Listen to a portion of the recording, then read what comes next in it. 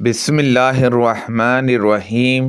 میں نبی کریم صلی اللہ علیہ وسلم کے ساتھ تھا اور عصر کی نماز کا وقت ہو گیا۔ تھوڑے سے بچے ہوئے پانی کے سوا ہمارے پاس اور کوئی پانی نہیں تھا۔ اسے ایک برتن میں رکھ کر نبی کریم صلی اللہ علیہ وسلم کی خدمت میں لایا گیا۔ ان حضرت صلی اللہ علیہ وسلم نے اس میں اپنا ہاتھ ڈالا اور اپنی انگلیاں پھیلا دیں، پھر فرمایا آؤ وضو کر لو، جی اللہ کی طرف سے برکت ہے۔ میں نے دیکھا کہ پانی ان حضرت صلی اللہ علیہ وسلم کی انگلیوں کے درمیان سے پھوٹ پھوٹ کر نکل رہا تھا۔ چنانچہ سب لوگوں نے اس سے وضو کیا اور پیا بھی۔ میں نے اس کی پرواہ کیے بغیر کہ پیٹ میں کتنا پانی جا رہا ہے خوب پانی پیا، کیونکہ مجھے معلوم ہو گیا تھا کہ برکت کا پانی ہے۔ میں نے حضرت جابر رضی اللہ عنہ سے پوچھا آپ لوگ اس وقت کتنی تعداد میں تھے؟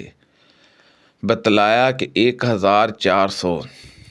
اس روایت کے مطابق عمرو نے حضرت جابر رضی اللہ عنہ سے کی ہے، اور حسین اور عمرو بن مرہ نے سالم سے بیان کیا اور ان سے حضرت جابر رضی اللہ عنہ نے کہ صحابہ کی اس وقت تعداد 1500 تھی۔ اس کی مطابق سعید بن مسیب نے حضرت جابر رضی اللہ عنہ سے کی ہے۔ رسول اللہ صلی اللہ علیہ وسلم نے فرمایا جو مصیبت بھی کسی مسلمان کو پہنچتی ہے اللہ تعالیٰ اسے اس کے گناہ کا کفارہ کر دیتا ہے۔ کسی مسلمان کے ایک کانٹا بھی اگر جسم کے کسی حصے میں چبھ جائے، نبی کریم صلی اللہ علیہ وسلم نے فرمایا مسلمان جب بھی کسی پریشانی، بیماری، رنج و ملال، تکلیف اور غم میں مبتلا ہو جاتا ہے، یہاں تک کہ اگر اسے کوئی کانٹا بھی چبھ جائے تو اللہ تعالیٰ اسے اس کے گناہوں کا کفارہ بنا دیتا ہے۔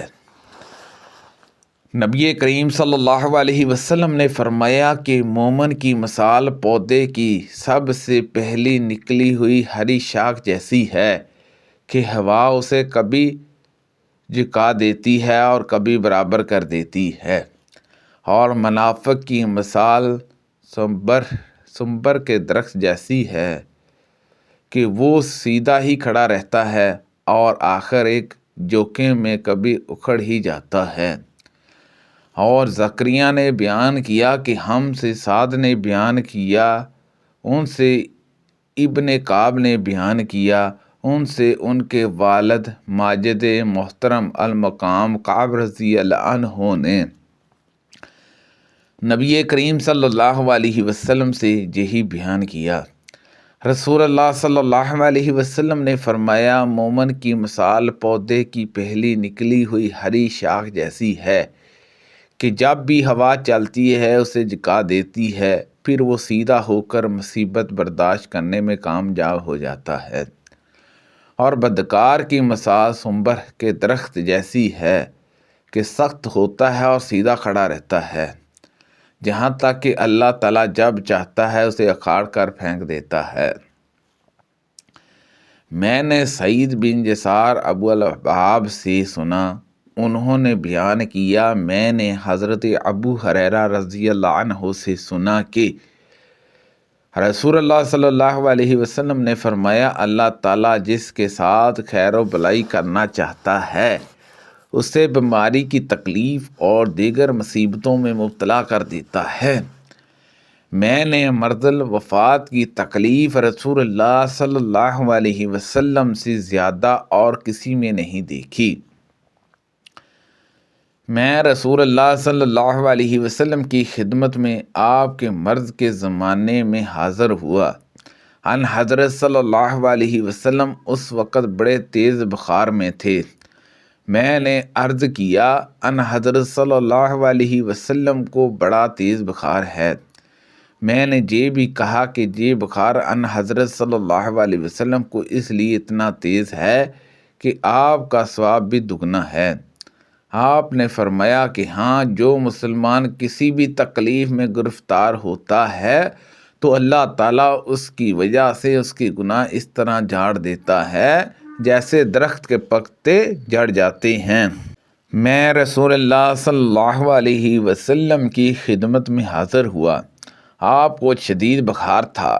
میں نے عرض کیا، یا رسول اللہ صلی اللہ علیہ وسلم، آپ کو بہت تیز بخار ہے۔ ان حضرت صلی اللہ علیہ وسلم نے فرمایا، ہاں، مجھے تنہا ایسا بخار ہوتا ہے جتنا تم میں کے 2 آدمیوں کو ہوتا ہے۔